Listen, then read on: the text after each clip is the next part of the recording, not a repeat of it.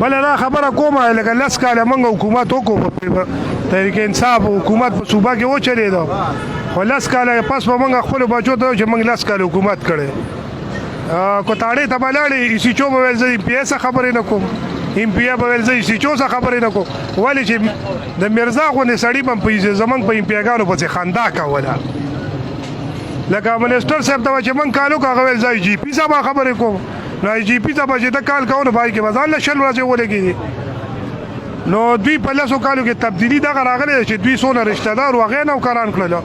او زموږ څونه ورکر و میډل کلاس ورکر و هغې ښه ذلیله کو بې عزته یې کو په خپلو حجرو کې بې عزته کړي دي که د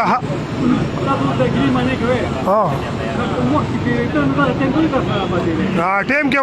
زرشاد بھائی تا ته پته چې ما خو ښه مزیدار سټرګل کړی ما مخالفت هم کړی په هره موقع باندې خو زموږ دا ورکر چې دی دوی خو کلاس پورو ته پراته و چې موږ به کلاس پور نوکران کړي نو اخره کې ته د حکومت ختم شو دا یخ پاتې شو نو که داسې په هره ضلع کې وګورئ که په مردان کې ته وګورئ عاطف خان هم داسې خلک نوکران کړي دي چې ځینې پکې اوټ هم دلته نشته څوک وایي د افغانستان نه راغلي او څوک د یو ځای نه څوک د بل ځای نه نو که داسې زیرشاه تورو دی که داسې لکه زما منسټر دی علي محمد خان هغه باندې ارتزم قسم خورم چې هغه روغ دی علي محمد روغ دی خو د هغه چې کوم سیکرټري دی نو پارټۍ فنډینګ کې 10 लाख روپۍ ما په خپله د علي محمد نه تپوس وکړو یو ورځې ما منسټر صاحب ته 10 लाख روپۍ فنډ نه ورکوي ستا یو سیکرټري راپاسي کې و 10 लाख روپۍ فنډ ورکوي دا څه معجزه شوې ده نو لکه موږ پکې د سایکل نه خلاص شو د کوم چا څه موټرسایکل نه خلاص شو او چې کوم به په چینچۍ کې ګرځېدو هغه نن هونډا کې د 45-46 लाख روپو په ګاډي کې ګرځي نو که دا تبدیلي چې تاسو خپل سیکرټري را مخکې کوئ او خپل کوټه بندي او کالدار را مخکې کوئ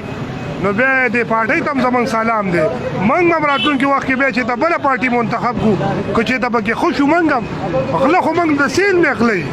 که زما ایم پي اے ده که ورکر ده خو چې څوک د چا څونه وس کېږي هغې عمره خل دی که هغه ایم ایل اے ده که ایم پي اے دی ټول غله دي د سیل مې یو عمران خان دی نو په عمران خان خو څه نه کېږي هغه خو هلته لاهور کې ناست دی په بنیګاله کې ناست دي او دوی نه ورته وایي چې بس هر څه ټیک دي نو هلته سپین چرګ لږ شی ورته په سوات په غرونو کې پامخا اوسې جوړې کړې هلته بل قصاب یادېږي وایي قصاب وایي داسې چل وکړو نو کله د تخت نو زه ټولې صوبې پرویز خټک ته وایم چې دې د قیادت بدل کا نور ورکر را مخې ته کا حقیقت وایم نو زه دروغ خو نه وایم خدای دې بې وباسه تورګل په سوات کې راوته خو زه دې تغبې تورګل ته وایم چې خیر د لږ تمیز کېږړېږه ته د پاټلۍ نه ډېر بار وتې تورګل د تغبې تورګل نه دی دا د پاټلۍ نه لږ بار دی نو مهرباني وکړه چې خیر د ډېر دننه پکې مه ورځه صحیح ده دا خاص کر تورګل ته او لانجمار ته دا درخواست دی چې د حد نه ډېر بار مه ورځئ مهرباني